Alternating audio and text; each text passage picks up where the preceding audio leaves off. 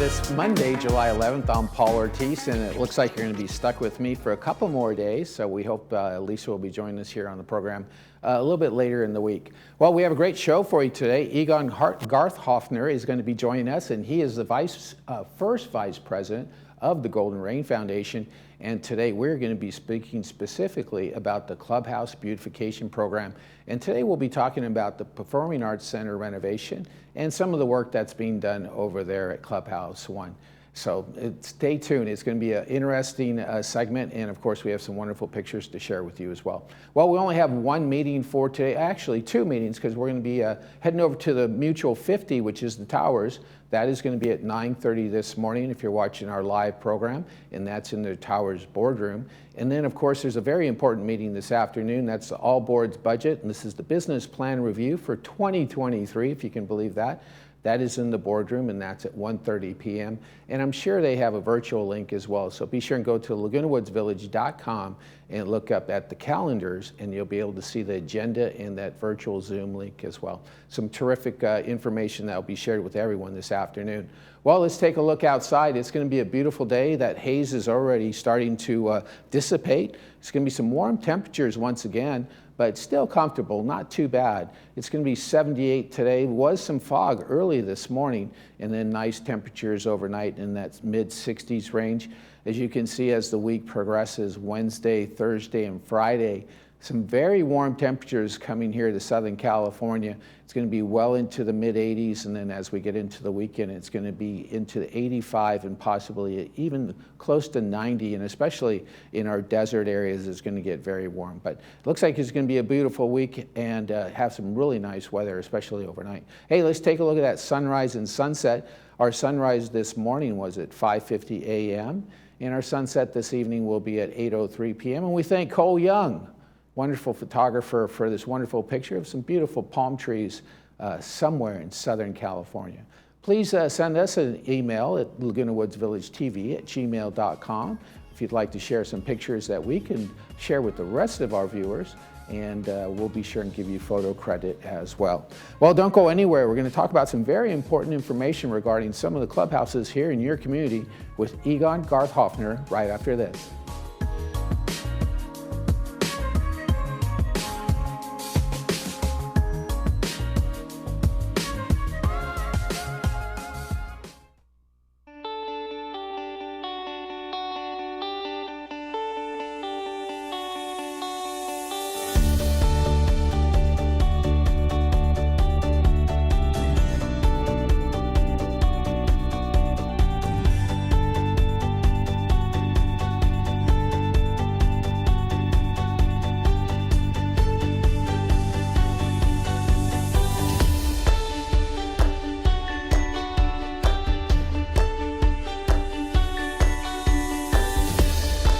Captain America.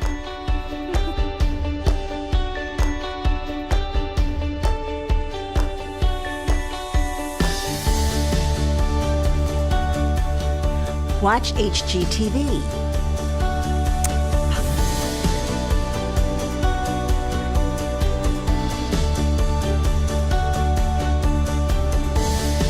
Netflix.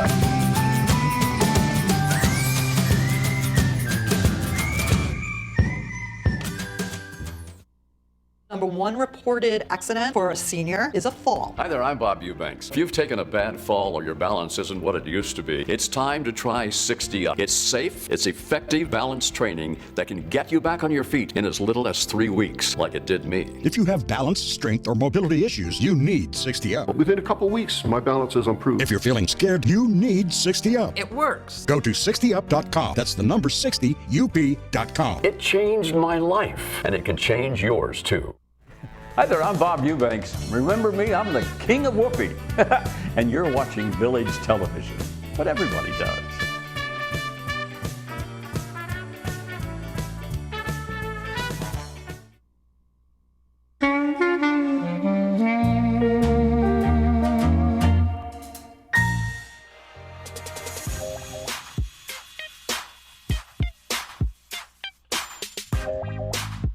Well, joining us on the program today is Egon Garthhoffner, and he's the first vice president of the Golden Rain Foundation. Thanks for joining us today this morning. Thank you.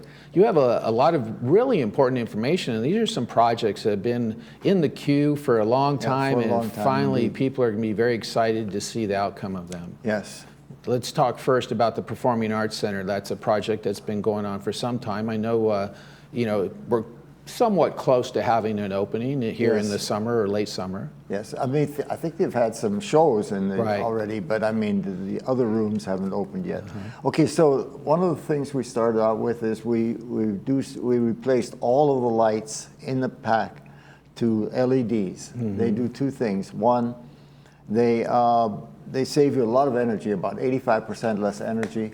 And two, they don't create as much heat, which helps you out with the air conditioner. Yeah, and you have some decorative lighting too that really kind of jazzes up the place, That's right. Yeah. That's right. A lot of good things are going to come with LED lights. Oh, absolutely. And then let's move on to the next picture. So this is the auditorium before and after we added the LED lights. Now it's only fair to say that before, a lot of lights had burned out. And it's very expensive to change the lights here because you have to put up scaffolding to reach that high ceiling. But the picture on the right then is going to show the way it looks right now. So Yeah. the lighting is very, very nicely done. It looks like there's a little more fixtures with the LED lighting, but like you said, LED What? lighting saves money. Oh, a lot of money. It's not more fixtures. Oh, it's the really? same number. See, Oh, no over kidding. here, those were burned out. Oh, they were burned out. Right, That's right. why I was looking at Okay. it from the distance. All right, so let's look at the packed dining room. Okay, this is one of the two main dining rooms. You can see the condition on the right. The floors were scuffed up very badly. The ceiling tiles were discolored. And so we redid everything. We redid the floor, we redid the ceiling, we added all new LED lights, we put in new sound deadening carpet on that brown strip you see around the wall, and then repainted everything. And then are you using some kind of vinyl flooring now that seems to be more durable? Yeah. Because before it probably was some kind of linoleum of some kind. I don't recall what was there before, but yeah, they got this loose layer. I think it's in pieces so that if something gets scuffed up, they can replace just one piece. Very nice. Okay, and then we have the lobby, which is just, all they did there is they repainted everything, changed the lights to LEDs, and then cleaned the carpet. It looks very, very nice now. Oh, it looks beautiful. And the billiard room, Okay. okay, it is redone in the same kind of motif, and the only thing we're waiting for in the billiard room is the spectator furniture around the edges. They've got a large number of upholstered chairs. Right. They were sent out to be reupholstered, and they're doing them now. Yeah, and they're probably those tall chairs, right? Like Yes. kind of like a stool. Right. Yeah, right. they And like that. They'll be in. They'll be in this week, I was told. Okay. Okay. Looking forward to it. Right. And then on the roof, you can't tell much difference between before and after, but we put a new HVAC system in, and two things we did that was really important is we put in ion generators, which, and along with UV lighting, which is to kill viruses. Oh, really? Yeah. So we have tried to make this thing much, because it's going into the big auditorium where you have so Right. many people. Right. So and this is the kind of stuff that's used in the hospitals also. Oh, okay, wow. Okay. And, well, let's look at Clubhouse 1 now. So what we're calling our program is, we're calling it a beautification program, because that's what we're doing. We're going top to bottom in the rooms. This is an actual wall from Clubhouse 1, and you can see there have been lots of repairs. Stuff is discolored. Those are the acoustic tiles that were so popular in the 60s. Okay, if you go to the next picture,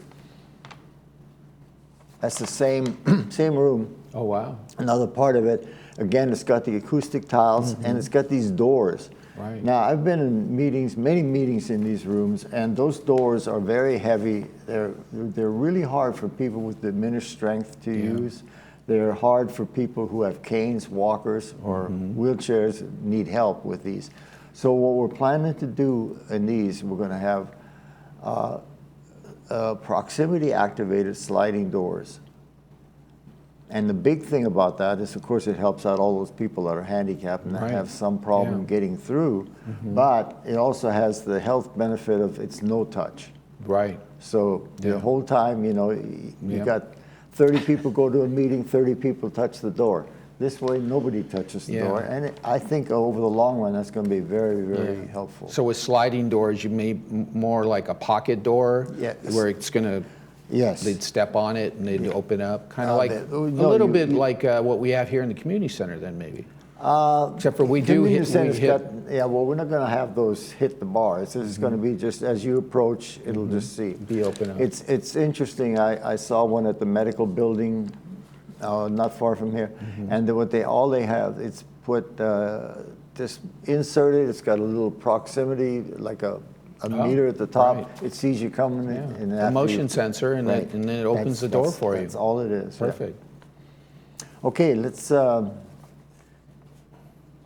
All right, so all the rooms, okay, so what we're going to do with Clubhouse 1, we're going to emulate what's going on, what was done at Clubhouse 2. We'll have similar floors, we'll have a new ceiling, we'll have hard walls, excuse me, we'll have hard walls. We're going to put in new windows, these are dual pane windows here, and we're going to have this similar kind of paint scheme, if you like, the color palette. And we're going to do that in all the rooms. So everything will be replaced that needs to be replaced. We'll have new kitchen cabinets wherever that's appropriate. And so we'll modernize everything and make it look nice and clean. Is that going to include the drop-in lounge that a lot of people like to? We're going to start with the drop-in lounge. Okay, great. Yeah. That's been pretty popular. It's going to include every room in the Clubhouse 1 area. Yeah. And then you have that large, I think they still call it the dining room, where the big fireplace is, the ballroom. The ballroom. And that as well. We're going to try to turn it back into a ballroom. I mean, they used to have those beautiful sumptuous curtains, and somebody took those out and put in blinds that really aren't effective enough in keeping all the light out, so they've had some problems when people are showing slides and stuff. Sure. And so we're going to fix that. So we're going to go through the entire program. Wow. And then finally, and that's the last step in the pack also, is to fix the bathrooms. So we're going to replace all of the fixtures in the restrooms in the pack. We're going to have higher toilets. This is something that's been requested over and over. And again, it'll be the Clubhouse 2 motif. Right. And we've hired, or we have approved now, a designer that's going to help us with some of these new things that are coming along. Right, and that's kind of nice because you already went through the Clubhouse 2 process of that renovation. Right. So I'm sure the staff and even the committee learned a lot about, residents' feedback on certain things, and some things they like and some things they don't. So this new beautification program is taking those things into effect. That's right. Plus, people have to realize too, these facilities, especially PAC, which was Clubhouse 3, and especially Clubhouse 1, is going to be 60 years old here in another year or two. Yeah. And that's, that's an aging infrastructure. Well, they did destructive testing. What I mean by that is they dug into the walls and they looked to see if there were termites and other stuff. And Clubhouse 1 passed with that. So what we're doing is strictly on the surface. We're not doing any reconstruction. Right. Now, what committee is really, is it maintenance and construction? Maintenance and construction oversees that, and then, of course, the board has to approve everything that gets done. When do you meet regularly? Well, GRF, the M&C committee meets the second Wednesday. Okay. At 9:30 in the morning of every other month. Okay. But we hold workshops 1 month period, and then the next month it's a meeting and so on. Right. And then the GRF, of course, meets the first Tuesday of every yeah, month, right. at 9:30. So if residents have any questions, they can always go to the GRF meeting, but we encourage them to go to the Maintenance and Construction Committee because that's where all the work is being That's done. right. I love to answer questions. To Okay. Well, we thank you for joining us on the program today. Wonderful projects that are going on in our community, and we look forward to seeing the outcome of them. Okay, well, thank you very much for having You me. bet. That's Egon Garthofer, and he is with the first vice president. He is the first vice president of the Golden Rain Foundation, and they do meet on the first Tuesday of every month. Hey, we're going to be right back with some golf tips right after this.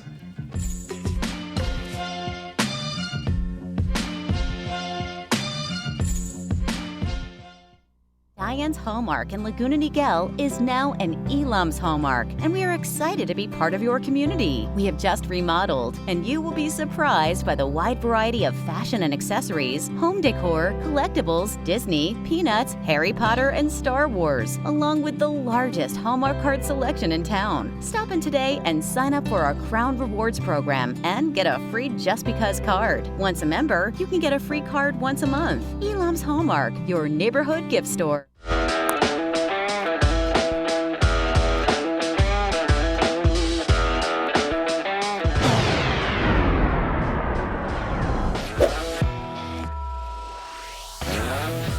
Okay, hello, my name's Tom McCrae. I'm the Golf Operations Manager here at Laguna Woods Village.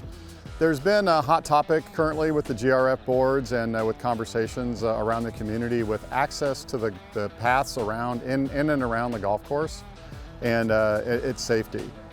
We wanted to kind of go over that today and kind of give everybody an idea about what is safe and what is not, what is approved and what is not.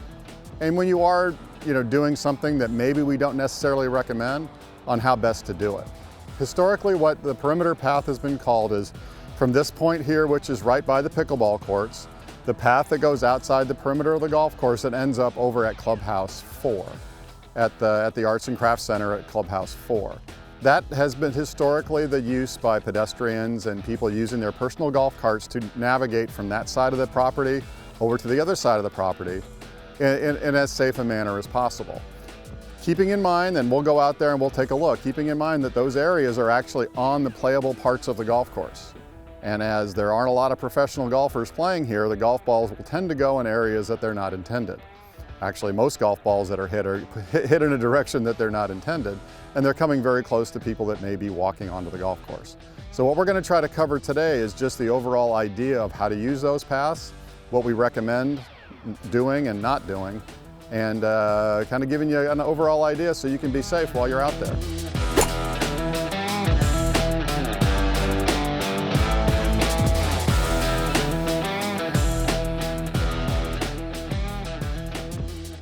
Okay, hello again. This is the Y in the road leading up from the 9th hole at course number 3, and this is where a lot of people don't want to follow the signs. From a safety standpoint, if you are playing golf on course number 3 at the time, and this is your hole, you're going to go off to the right, and that's how people are going to actually start playing the hole. If you are not a golfer or you are not golfing yet, if you have not checked in for your tee time, make sure that you travel to this side, to the left side of the path. This way you're going to be behind the netting and you're not going to be in danger of getting hit with golf balls. So please make sure that as you drive around, if you're a golfer playing the golf course, a pedestrian, or a non-golfer just heading up to Stater Brothers, make sure you follow the signs to be safe.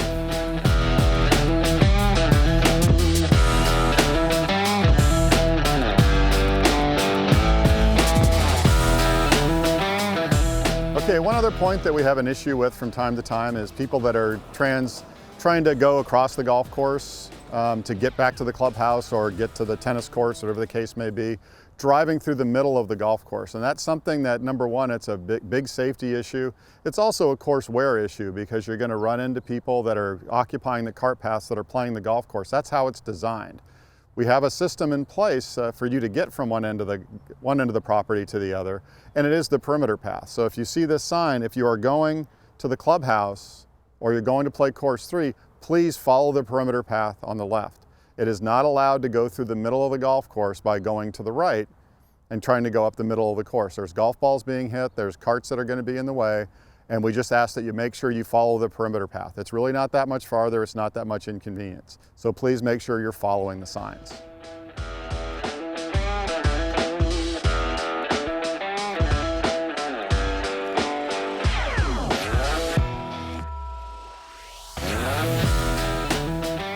Okay, this is our main area of concern. This is an area that's heavily trafficked by pedestrians and people getting from one end of the property to the other. This is the 16th hole or the 7th hole on course number 2. And this is the par 5, and as you can see from looking behind me, we're very, very close to the playing of the round of golf. I have somebody right behind me about to hit a ball, and it's very close to the sides of the fairway. So this is why we don't recommend using this as a pedestrian path. If you can look slightly off to my left, the white line on the border of this path is actually the edge of the golf course. So all of this area is actually on the playable parts of the golf course. I don't know how many people watch a PGA Tour event online, or on television, and you'll actually see tour professionals, the best in the world, firing balls into the gallery where the gallery would be in an area just like this. So as you're in this area, just know that we have signs posted to beware of flying golf balls, and just know that at any moment, I'm actually a little worried right now, so I got one of the sound guys watching my back while we stand here. As you can see, there's a player right here that does not have to hit that poor of a shot to come into this area. So please, your judgment would be your judgment, but right now we recommend not using this area.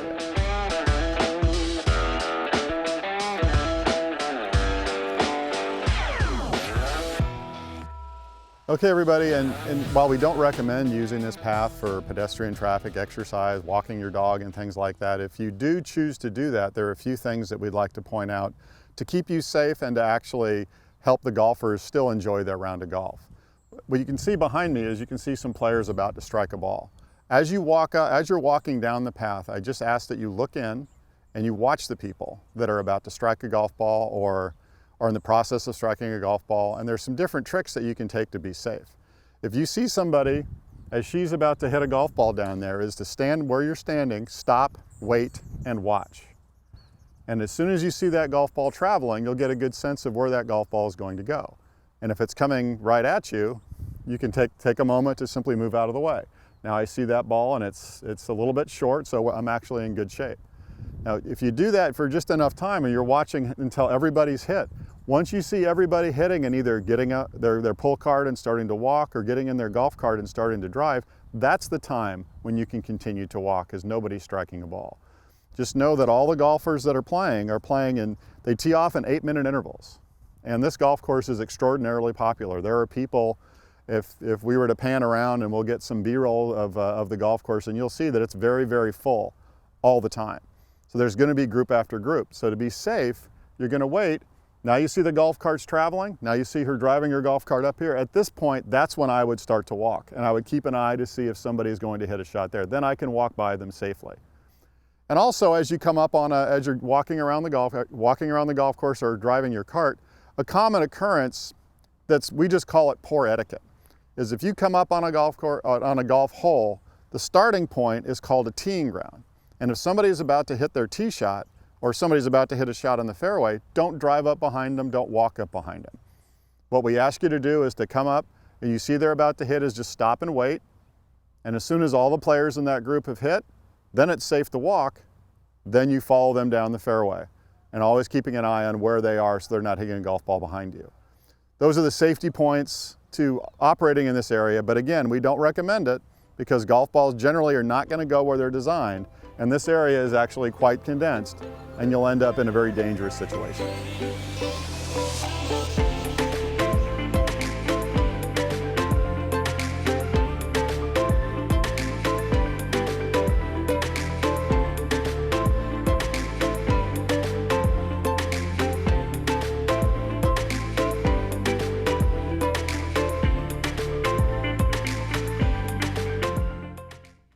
Village Television presents Friday Films, only on Village Television.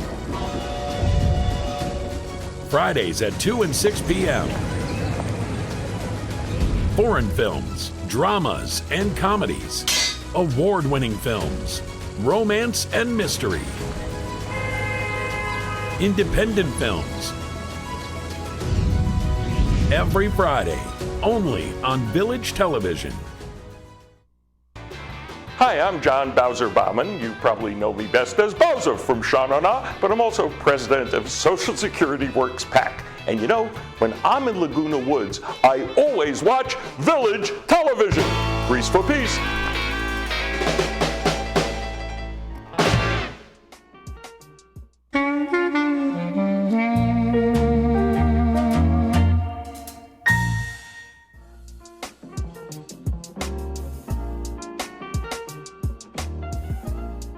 Well, today is Monday, so that means our Monday movie is going to be on this afternoon. That's at 2 o'clock and 6 o'clock. And today's movie is a Michael Bay film. It's called Ambulance. And this is over one day across the streets of LA. 3 lives will change forever. And this is decorated veteran Will Sharp is desperate for money to cover his wife's medical bills, and he asks for help from the one person he knows he shouldn't. That's his adoptive brother, Danny. It should be a very exciting movie. That's going to be today at 2 o'clock and at 6 o'clock. And of course, Michael Bay likes to blow up things and have car chases, and it's always a pretty entertaining film. We also want to mention to you, we did have an issue with our movie on Friday, so we want to encourage you when we promote our movies, if you are using your DVR to record them, be sure and use the extended time when you start your recording with that. If you have a DVR, it'll ask you, do you want to start the recording on time? And when it ends, you should probably always add another 30 minutes. Unfortunately, on Friday with our introduction to those movies, it was not included on Friday's movie, The Quiet Man, and we're going to try and show that to you again later in the week, if not later in the month, so that people that did record it on their DVRs don't miss the last 10 minutes or so. But I do encourage you, when you do record our movies, whether it's Friday, Saturday, or Monday, be sure and always extend the time another 30 minutes. And of course, any of your favorite programming, you might as well extend the time just a little bit. You can always delete it after you've watched it. So be sure to keep that in mind when you're watching our movies. Thank you so much. One last thing we want to talk to you about. What is that, Cole? We're going to go out to the, there we go. We need Help the Herd art auction. And that's going to be going on here Thursday, July 14th. That's from 5:30 to 7:30 p.m. And that's going to include not only a tour, but also some wine, beer, and some grazing table, I guess. So there's asking for a $20 donation. Be sure and go to that email, albrechtnl@hotmail.com, and they will be sure and take care of you. I'm sure even if you emailed them today, they might be able to help you out. That's Thursday at 5:30. Hey, let's get outside real quick before we let you go. It looks like it's going to be a beautiful day out there. Warm temperatures here for the next couple of weeks, I think. Today, 78 degrees, 64 overnight. As you can see, it's already starting to clear up. Beautiful sunsets I would say the last month so far. It's been beautiful out there around that 8 o'clock time. And of course, our temperatures are going to warm up over the weekend. It's going to be well into the mid 80s and even touch the high 80s as we get into the weekend. So if you're out there, be sure and put on some sunblock. The Wild Rivers is opening today too, so lots of kids are heading over there, so it must be summertime. Well, I thank you for joining us on our program, and from everyone here at Village Television, we thank you for joining us for the last 28 minutes or so, and we hope you'll join us again tomorrow. I'm Paul Ortiz. Enjoy the rest of your day right here in Laguna Woods Village.